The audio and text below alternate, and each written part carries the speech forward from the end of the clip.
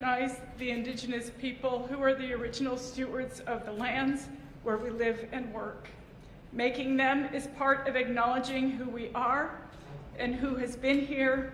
It's about the history of the land and the people. This is the same reason that we often speak about traditional or Indigenous knowledge. My ancestors lived sustainably in the Southwest and survived famine and drought with the understanding that future generations would rely on their hard work and sacrifices. I can't help but think about the environmental tragedies that might have been avoided, like the Dust Bowl, the extinction of the passenger pigeon, and the growth of extreme wildfires across the West if the federal government had consulted with and respected the practices of stewarding the earth that Indigenous people developed over millennia. As the federal government moved the country west, they also moved to exterminate, eradicate, and assimilate Native Americans, Alaska Natives, and Native Hawaiians. The languages, cultures, religions, traditional practices, and even the history of Native communities, all of it was targeted for destruction. Nowhere is that clearer than in the legacy of federal Indian boarding schools. For more than a century, tens of thousands of Indigenous children were taken from their communities and forced into boarding schools run by the U.S. government, specifically the Department of the Interior and religious institutions. The consequences of federal Indian boarding school policies, including the intergenerational trauma caused by forced family separation and cultural eradication, which were inflicted upon generations of children as young as 4 years old, are heartbreaking and undeniable. When my maternal grandparents were only 8 years old, they were stolen from their parents' culture and communities and forced to live in boarding schools until the age of 13. Many children like them never made it back to their homes. Each of those children is a missing family member, a person who was not able to live out their purpose on this earth because they lost their lives as part of this terrible system. This is not new to us. It's not new to many of us. As Indigenous people, we have lived with the intergenerational trauma of federal Indian boarding school policies for many years. But what is new is the determination in the Biden-Harris administration to make a lasting difference in the impact of this trauma for future generations. The federal policies that attempted to wipe out Native identity, language, and culture continue to manifest in the pain tribal communities face today, including cycles of violence and abuse, disappearance of Indigenous people, premature deaths, poverty and loss of wealth, mental health disorders, and substance abuse. Recognizing the impacts of the federal Indian boarding school system cannot just be a historical reckoning. We must also chart a path forward to deal with these legacy issues. To address the intergenerational impact of federal Indian boarding schools and to promote spiritual and emotional healing in our communities, we must shed light on the unspoken traumas of the past. Today, we take a critical step forward in that work. Last June, I launched the Federal Indian Boarding School Initiative, a comprehensive effort to address the legacy of federal Indian boarding school policies. That initiative starts with shining a bright and undeniable spotlight in the form of an investigative report led by Assistant Secretary for Indian Affairs Bryan Newland. This report is a significant step by the federal government to address the facts and consequences of these policies. I am so incredibly proud of the work that Assistant Secretary Newland and his entire team did on the first volume of this report. I particularly want to acknowledge the staff at the Bureau of Trust Funds Administration, which is managing the document collection, review, and records management of this initiative. The vast majority of the work being released today was done by Indigenous staff here at the department. In this department in various offices, who worked through their own trauma and pain to ensure that we have this report to release today. I honor all of you for your contributions to moving our country forward to provide a better future for our youth. This report lays the groundwork for the continued research and work of the Interior Department to address the intergenerational trauma and consequences of federal Indian boarding school policies. And with the recent congressional investment of $7 million for this effort in fiscal year 2022, we are grateful to have much needed resources to continue the work.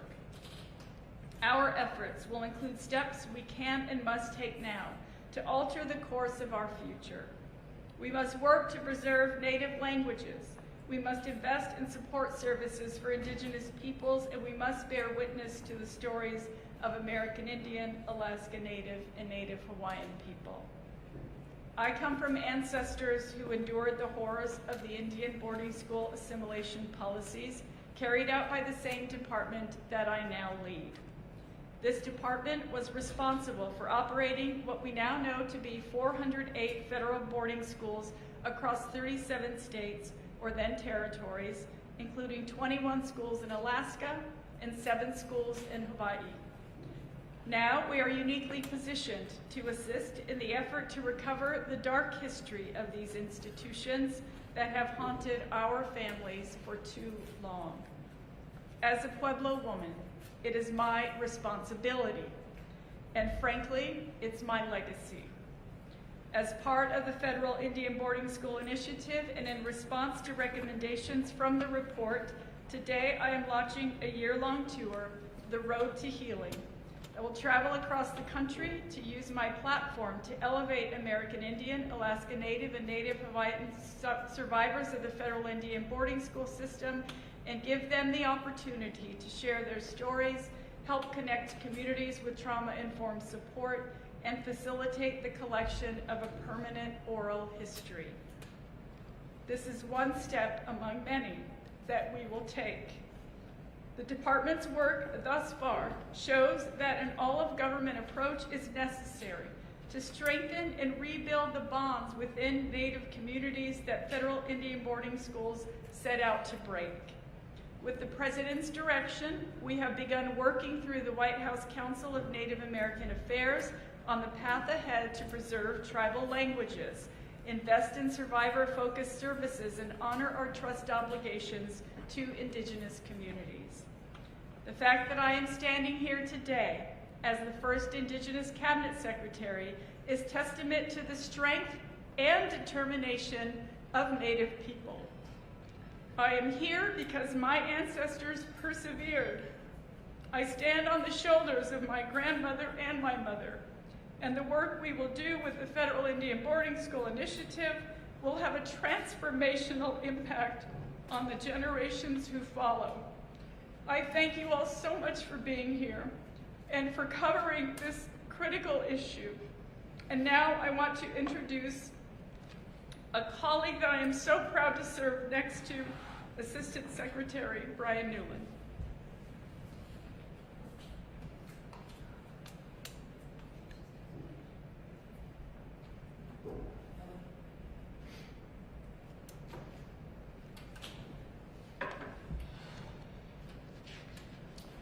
Bonjour,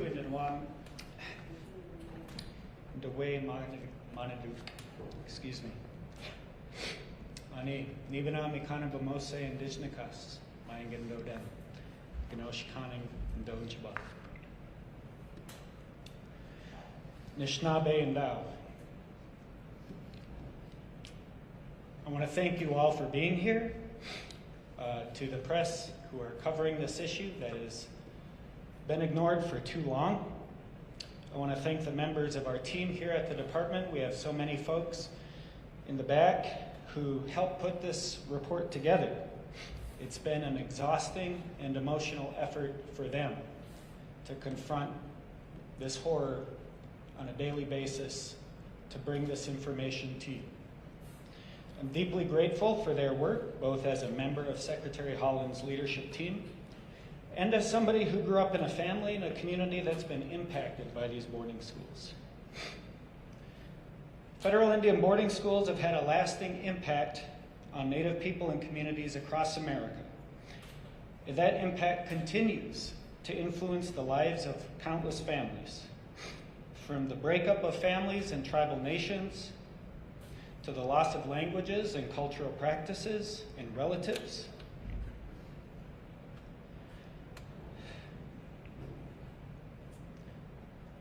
Excuse me. This has left lasting scars for all Indigenous people. There's not a single American Indian, Alaska Native, or Native Hawaiian in this country whose life hasn't been affected by these schools. Thank you. We haven't begun to explain the scope of this policy era until now. Under the leadership of Secretary Haaland, the department has for the first time started an investigation of the federal Indian boarding school system. This report that we're releasing to you today places the Indian boarding school system in its historical, legal, and policy context, and details initial investigative findings, including an official list of federal Indian boarding schools. This report confirms that this boarding school system was part of a twin United States policy: the dispossession of Indian lands and the forced assimilation of Indian people. The report explains that the federal government pursued this policy of forced assimilation by targeting Indian children. Federal Indian boarding schools were the primary means to carry out this policy. And the report shows that all three branches of the federal government impacted this system. Multiple generations of American Indian, Alaska Native, and Native Hawaiian children were induced or compelled by the federal government to be brought to these schools, given their political and legal status as Indians and Native Hawaiians, as recognized by the United States Constitution and centuries of Supreme Court precedent in congressional legislation. For this investigation, the department first engaged and consulted with tribes, Alaska Native villages, Alaska Native corporations, and Native Hawaiian communities to incorporate their concerns and views into our work. Through the Bureau of Trust Funds Administration, we identified and examined federal records to develop an official list of federal Indian boarding schools and to identify marked and unmarked burial sites. And through a formal partnership with the National Native American Boarding School Healing Coalition, it was instrumental in sharing information and records that contributed to this report. As of today, our work shows that from 1819 to 1969, the United States operated or supported 408 boarding schools across 37 states or then territories, including 21 schools in Alaska and 7 in Hawaii. The report identifies each of those schools by name and location, some of which operated across multiple sites. While generations of Indian and Native Hawaiian children entered these boarding schools, many died, often far from their homes and families.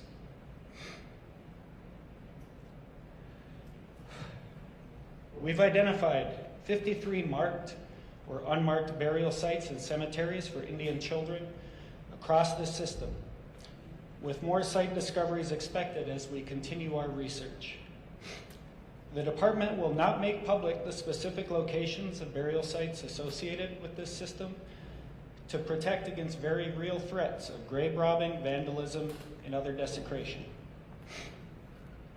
Our initial investigation results show that approximately 50% of federal Indian boarding schools may have received support or involvement from religious institutions or organizations, including funding, infrastructure, and personnel.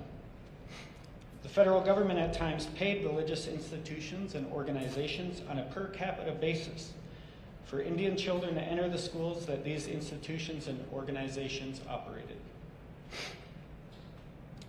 The investigation shows that in addition to congressional appropriations, the United States may have used monies held in tribal trust accounts, including those based on cessions of Indian lands to the United States, to fund Indian children to attend these schools. The report describes the condition that Indian and Native Hawaiian children experienced. These conditions included militarized and identity alteration methodologies on kids. Federal records also affirm that the federal Indian boarding school system discouraged or prevented the use of indigenous languages and focused on vocational training, involvement of manual labor, and Indian children. The report identifies the Running Bear studies, quantitative research based on now adult federal Indian boarding school attendees' medical status that indicates that the boarding school system continues to impact the present-day health of Indian people who participated in that study. These results verify the need for a comprehensive review and report by an independent research group to assess the current impacts that Indian boarding schools have had on American Indians, Alaska Natives, Native Hawaiians, including on their health, education, and economic status.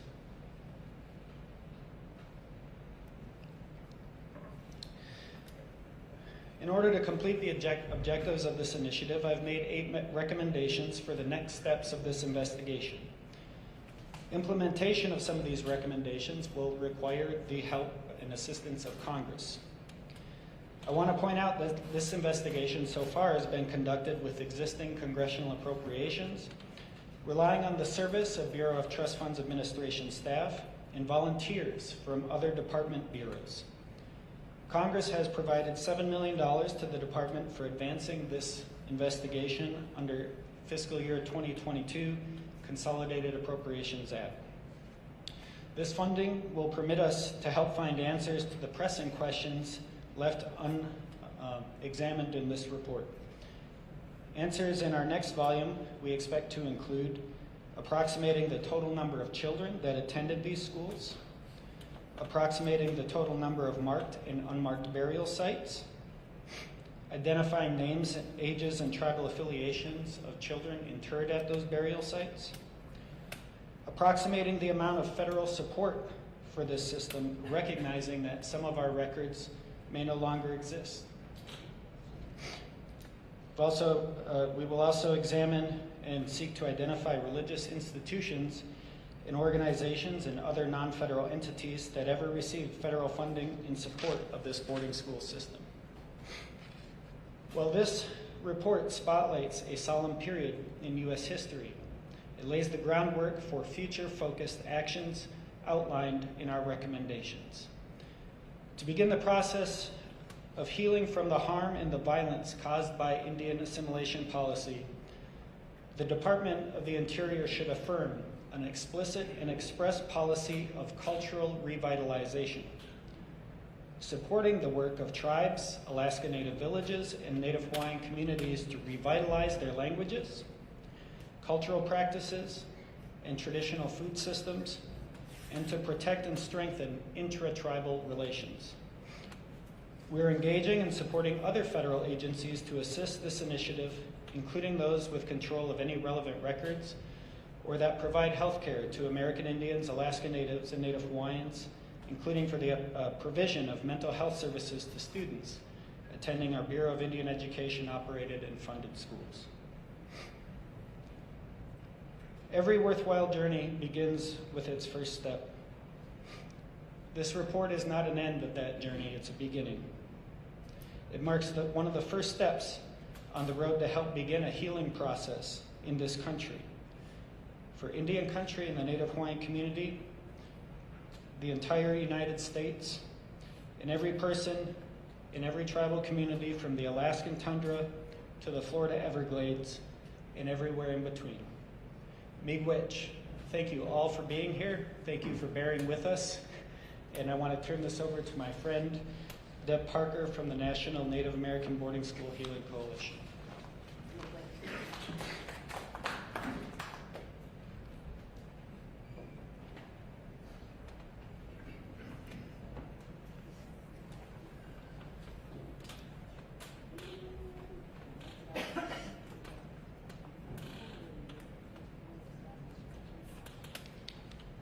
Aslahel, Sitsayatsa Sitsa Twalchuf Dothlelep. Good afternoon, dear relatives. My traditional name is Sitsayatsa. I'm a member of the Tulalip tribes from the state of Washington. I serve as the National Native American Boarding School Healing Coalition Chief Executive Officer. It is an honor to stand with Secretary Deb Haaland, Assistant Secretary Bryan Newland, and boarding school survivor Jim Lobel Sr. to commemorate the release of the historical work of this Department of Interior and the National Native American Boarding School Healing Coalition on Indian boarding schools. This is a historic moment as it reaffirms the stories we all grew up with, the truth of our people, and the often immense torture our elders and ancestors went through as children at the hands of the federal government and the religious institutions. The impacts of boarding schools are still with us today. Our children had names. Our children had families. Our children had their own languages. Our children had their own regalia, prayers, and religion before Indian boarding schools violently took them away. The United States wielded assimilative education programs from the early 1800s to 1969. Nearly 200 years of forced labor, displacing Native peoples from their usual and accustomed territories. Removal of their spirit, taking away their traditional foods, and making them pay with their lives as Native children. After generations, we still do not know how many children attended, how many children died, and/or how many children were permanently scarred for life because of these federal institutions. But we are grateful to stand today with an administration who is willing to find out the truth and help us put names to the unmarked graves that cover at least 37 states. This report is a foundational step in what we know will open the doors for deeper engagement and more robust opportunities for truth-seeking. Our recent collaborative work with the U.S. Department of the Interior has identified 408 federally funded and supported U.S. Indian boarding schools, as well as 89 additional boarding schools that received no federal funding at all. Over 2 centuries, these 497 boarding schools operated as a broad system with a singular goal aimed at our children to strip us of our languages, identities, and cultures. These lifeways that have connected us to the land since time immemorial. We must investigate beyond the Department of Interior Federal Indian Boarding School Initiative and compile all previous research and bring together partners for a comprehensive review of federal boarding school policies and their impacts. We must expand upon the great work of the Department of Interior initiative to know the magnitude of loss of human life. This is why we need H.R. 5444 and Senate Bill 2907, the Truth and Healing Commission on Indian Boarding School Policies Act. We must be able to locate church and government records beyond the Department of Interior's reach. The Commission would locate and analyze all records on Indian boarding schools. The Commission would have the power to issue subpoenas to produce records that are targeted to attendance infirmary, deaths, land, and other correspondence related to boarding schools. We must provide survivors the opportunity to testify and to tell their story as a child of boarding schools and document ongoing impacts from boarding schools. We must understand the full history of intergenerational trauma and how it relates to Natives with regards to current impacts on physical health, mental health, spiritual health, and the health of our community.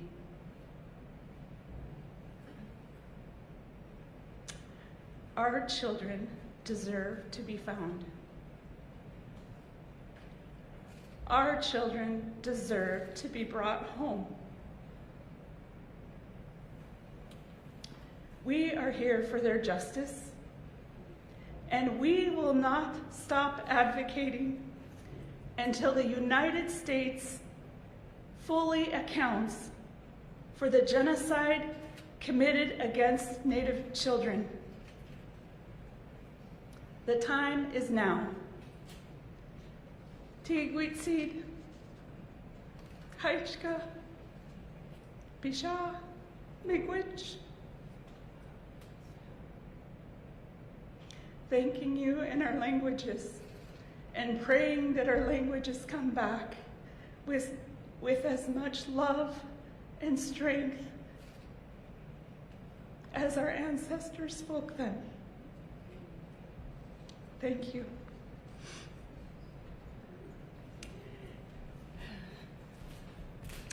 At this time, I have the great honor of introducing you to James Zilbell Sr., the first Vice President of the National Native American Boarding School Healing Coalition, and also a boarding school survivor. Very important story that we need to hear. Thank you.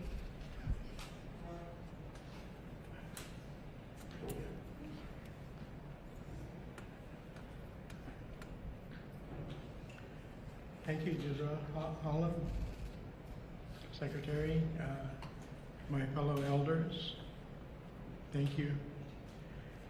It's, I was born in an era when Alaska was still a territory, and the federal government had total sway over the entire territory at the time, including its 229 villages, which later became known as tribes.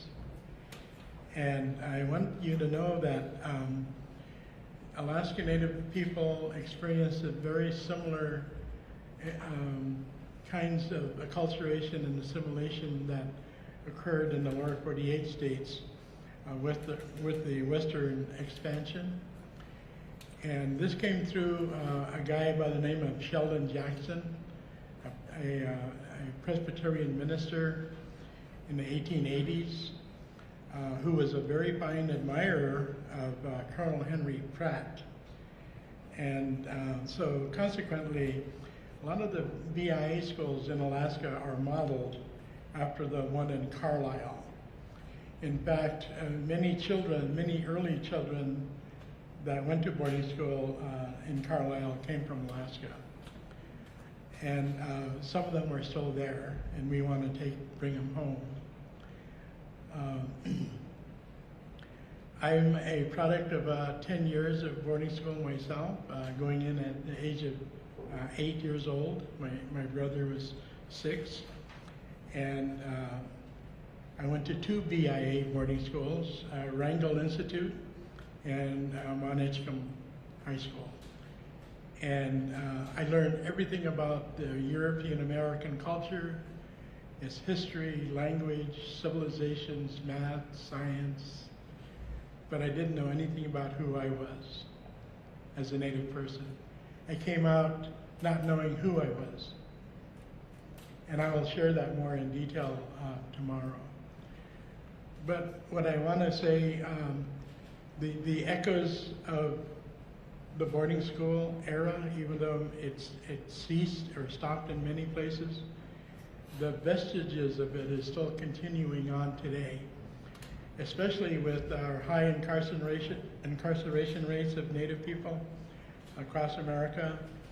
In Alaska, we have maybe 18% of the state's population, but we are 40% in the criminal justice system. Likewise, 60% of our children that are in foster care in Alaska are Alaska Native children, and 60%. And these are just but some examples of some of the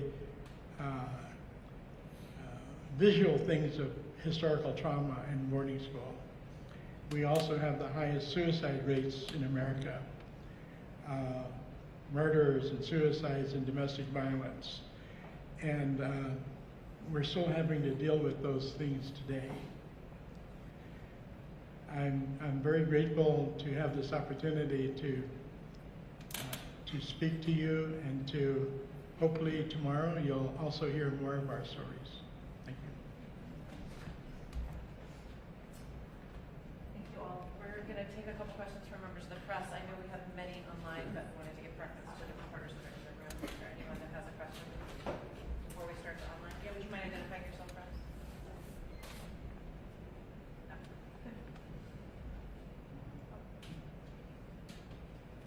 Thanks so much. My name is Ruben Jones. I'm a reporter with Spectrum News. Two questions for you, Secretary. One, I wonder, how worried are you that some of the survivors that you all will be reaching out to will be hesitant to speak to the government after what they had to go through and their families had to go through?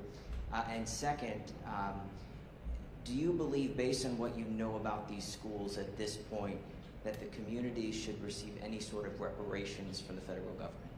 For that first question, Madam Secretary, in addition to you, I think since Deb and Jim are here to talk to the federal government tomorrow about their experience, I think adding you as well would be great. Yes, thank you. What I'll say, it's not. I wouldn't say I'm worried that folks may not want to come forward. It is absolutely up to them how they choose to engage with us, and it will be this tour that we plan to do will I want to embrace people. I want to do it with love in my heart, to make sure that people know and understand that we are there for them. So I wouldn't say that I'm worried. We'll just see who would like to come forward and know that their voices will be heard and respected. With respect to the second question, what I will say is that we have an administration with President Biden who fully understands the obligation of the United States to Indian tribes. He fully understands the federal trust responsibility to tribes. Those are things that we are all embracing. He's directed all of us, me and my colleagues, to have an all-of-government approach to how we work in Indian country to build and respect and honor the government-to-government relationship. And I feel very strongly that if we do that, we are on good footing to make sure that we're doing what we need to for Indian tribes. Thank you. Deb, do you want to say anything else? Or Jen? Whether you think survivors want to speak to the government about their experience? I'm going to ask my elder to answer that. What was the question again?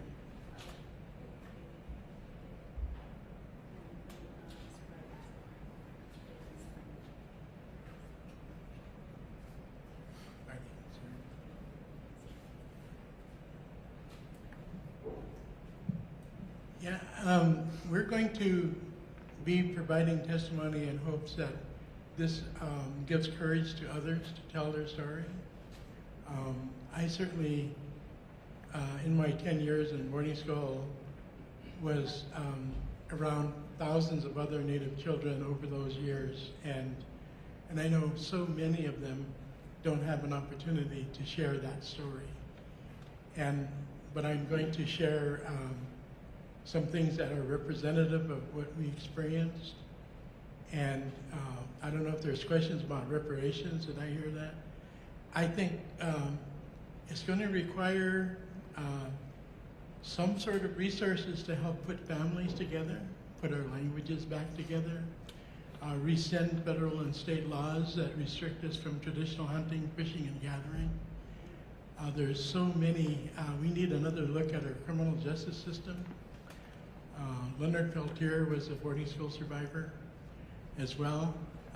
We need to look at the whole aspect, and what we're sharing with you today is just a very small fraction.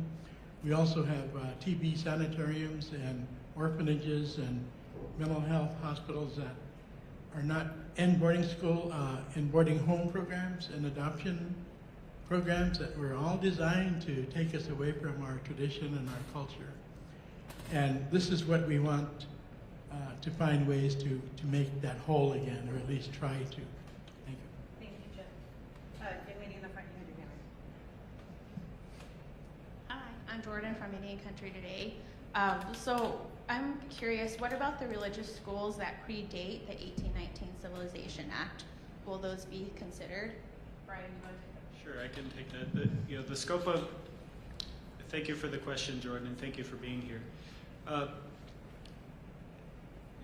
In the report, we lay out that there were more than 1,000 different institutions beyond the federal boarding schools. There were asylums, there were orphanages, and dormitories, and non-federal boarding schools. And the scope of our charge here is to better understand the federal government's involvement in establishing this policy, operating these schools, and carrying out this policy through the schools.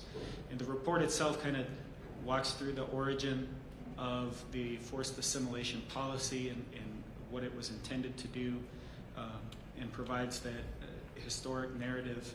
And we're really focusing on our role as the United States federal government. And I think that's really important because of our sacred trust relationship with tribes and with Indian people, that we account for our actions.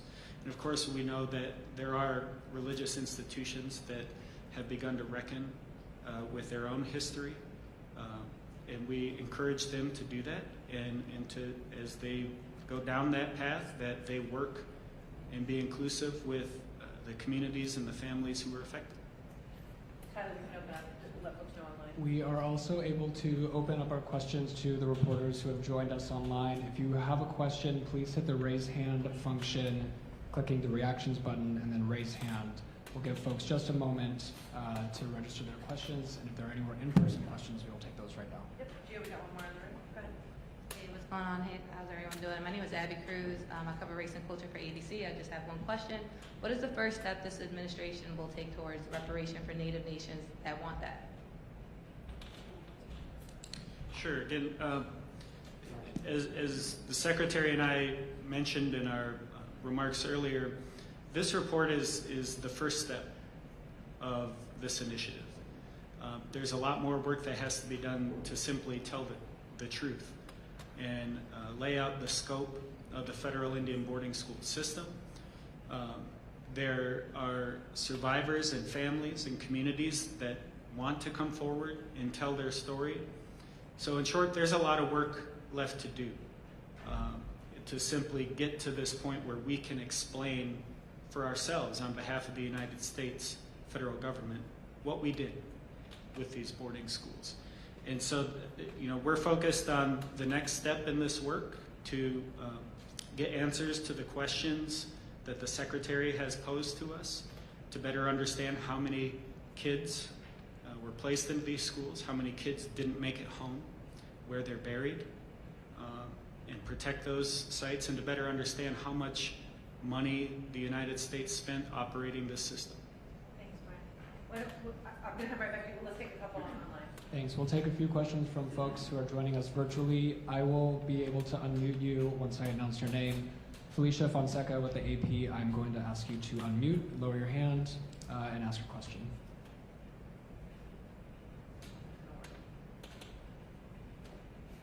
Hi everyone, thank you for having this. I wanted to see if there's Sort of any discussion about how, if some of these schools that operate now have continued in the same fashion, or what has been the transformation in the schools that exist right now that are run by the federal government, particularly the BIA.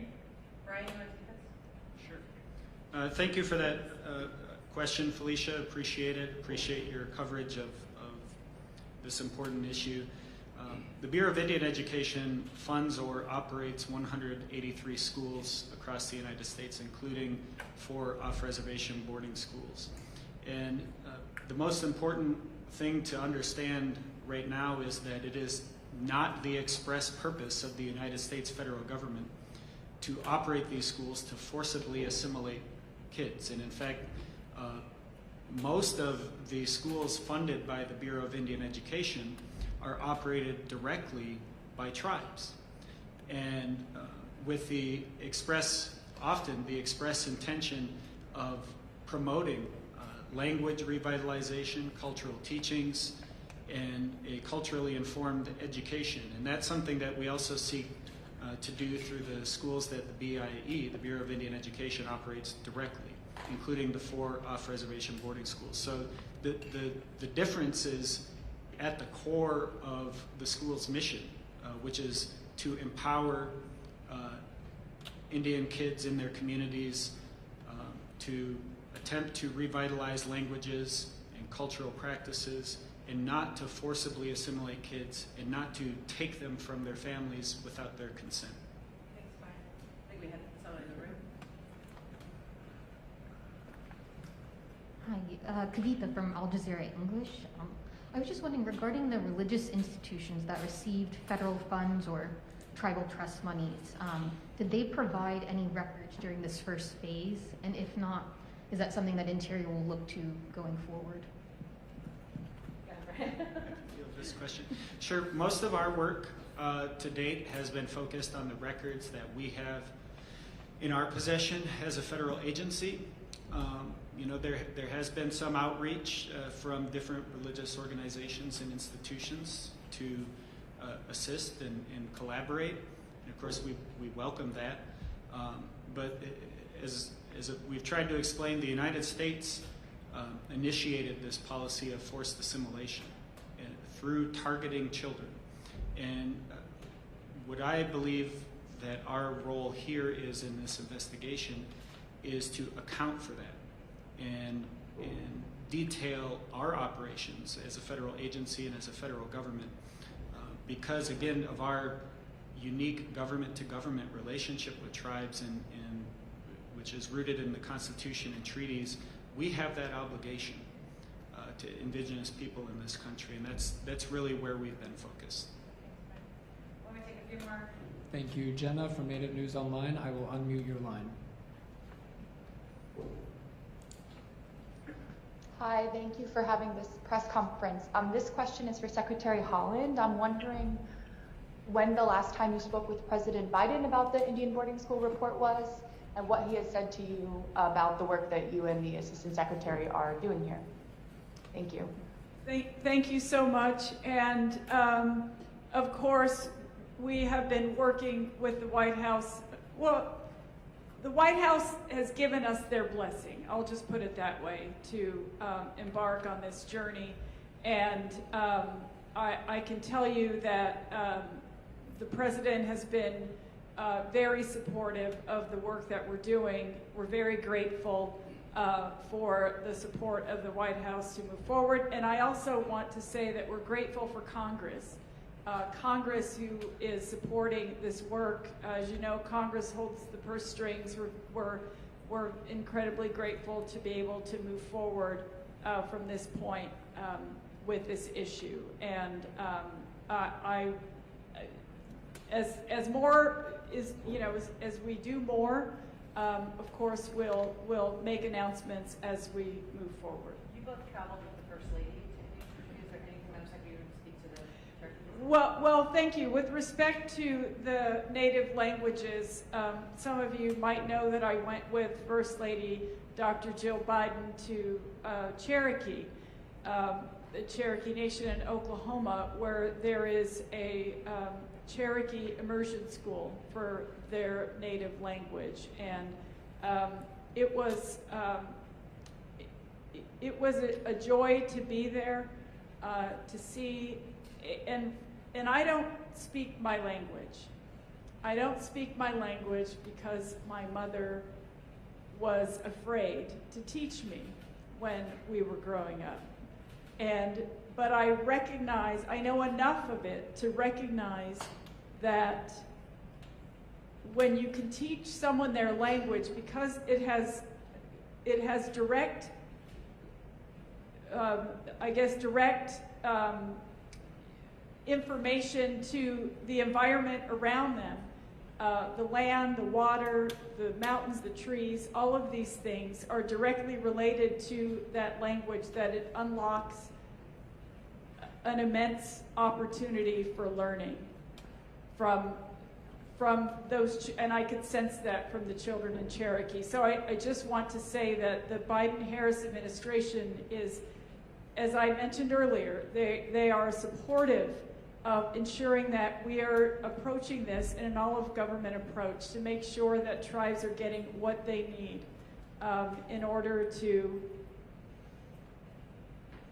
support their native languages, education, culture, environment, all of those things.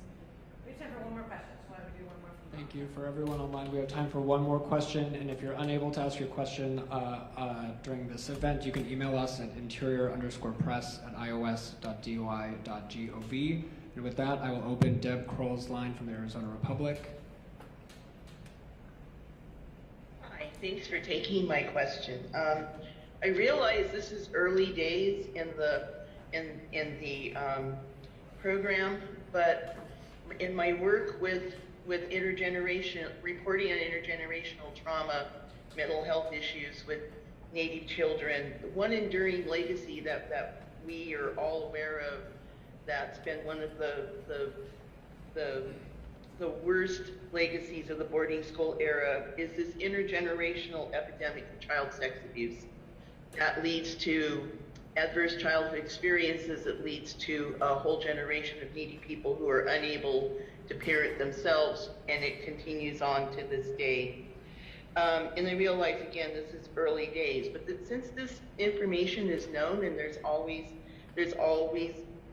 already been a lot of research into this by both Native and non-Native institutions, what resources are you considering deploying to, and perhaps collaborating with other agencies such as Indian Health Service and tribal health organizations to address this? Deb, you want to start with Deb Parker? Well, first of all, I'd like to thank you for the question, because you're absolutely correct. There is plenty of research that shows that Native American communities, our children, our families, have felt the intergenerational impact of boarding schools, which includes parenting, health disparities, the enormous amount of suicides that impacts us, unfortunately, daily.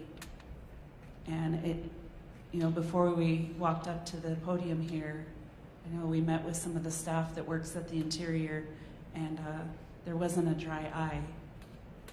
The feeling of knowing that I'm sitting here, and I was a young girl who wanted to know the truth about the Tulalip boarding school. My house is almost on the boarding school. I can walk down the road and it's right there, yet no one wanted to speak of the pain and the torture. We knew there was a little jail cell. We knew that the basement was for where the kids were crying and wanting to go home. We knew that children didn't get to go home. They were missing. We heard stories of such immense abuse that some of our elders can't hear from one of their sides of their head because they were hit. We know that one of our young girls was sent to the basement, and she was chained to a heater and beaten daily. We know others hid so that they wouldn't receive the abuse. So these are all such real stories, and I am concerned when we begin to open these doors for our boarding school survivors to come forward and share their stories. I'm deeply concerned. I don't want to lose another elder. None of us do. These are our knowledge keepers. We've lost enough. One more loss of our loved one, of our elders, is sometimes too much, and a lot of the times too unbearable. So that's where many of us are at across the nation, whether we live in remote villages in Alaska or in Native Hawaiian communities or Tulalip, anywhere in the United States. If you're an Indigenous person, you have felt the impacts. I wish I could speak my language, and it breaks my heart that I can't communicate with some of our elders who do speak. But I also have hope that my daughter Kaya has learned, and I wear my shirt today, she speaks her Hakamelam language, and there is hope, there is revitalization. And I know that our tribes, we suffer from a lot of poverty and that loss of hope. So this is the time where the federal government can step in. This is the time right now where we can speak the truth, where we can honor our loved ones, where we can stand up and stand together. This is a time to honor our boarding school survivors, our relatives, and the children who are still asking those questions and wondering, where is my grandmother? Where's my auntie? What happened to our family? We deserve that answer. Thank you, Deb, and thank you, Deb Kroll, for your question.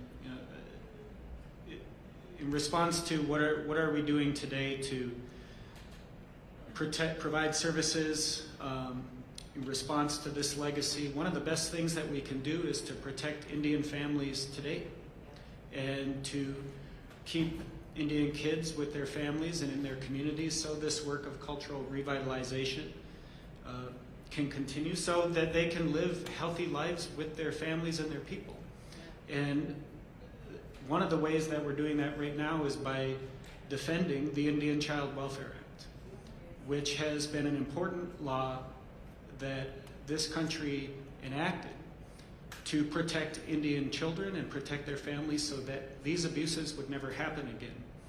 And that's one of the priorities of this administration, and that's one of the things we're going to continue to do, is to defend that law. Thank you all for coming. Thank you so much. That's going to conclude our event today.